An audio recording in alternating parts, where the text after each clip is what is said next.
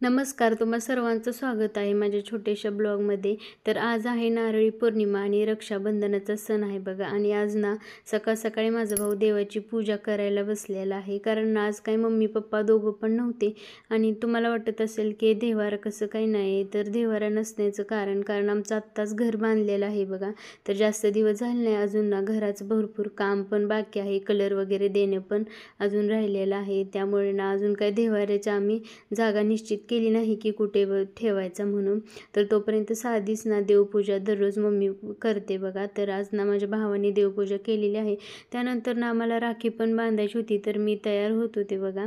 तर ना आज आम्ही ठरवलं होतं की दोघांनी ना आपण ना सेम कलरची कपडे घालूया. तर तो माझा व्हिडिओ तोपर्यंत करत होता, तर माझं पण आवरून झालं होतं. केसाला जरा तेल लावलेलं ना, त्यामुळे ना चंपू असं दिसत होतं बघा. तर दोघांनी आम्ही सेम कलरचे ना कपडे पण घालून घेतले.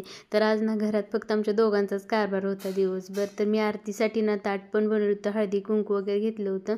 आरती आहे आणि पेढे ना आणले होते सकाळीच येताना मग गावातून. आणि राख्या तर मी त्या दिवशी घेऊन आलते, तर 2 ते 3 दिवस झाले त्या राख्या घेऊन यायला. तर 2 राख्या आणल्या होत्या मी असावे म्हणून, पण एकच बांधायची होती त्याला आता. आणि सध्या तर माझा एकच भाऊ आहे बघा.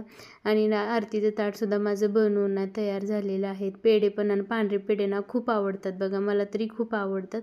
आणि इकडे ना राखी बांधायचं आमचं सुरू आहे. खरंच ना सर्वांना रक्षाबंधनाचा सण ना खरंच खूप आवडतो. आणि आम्हा मुलींना तर खूप आवडतो रक्षाबंधनाचा सण, कारण ना हा सण जो आहे तो ना भावा बहिणीमध्ये प्रेम, माया, आपुलकी ना वाढवण्याचा प्रयत्न करतो बघा. तर नारळी पौर्णिमेच्या दिवशी ना हा सण येतो. वर्षातून एकदाच असतो रक्षाबंधनाचा सण. खरंच भाऊ बहिणीचं हे जे नातं आहे ते कायम असंच राहू द्या आणि याच्यातला गोडवा ना कायम असू द्या.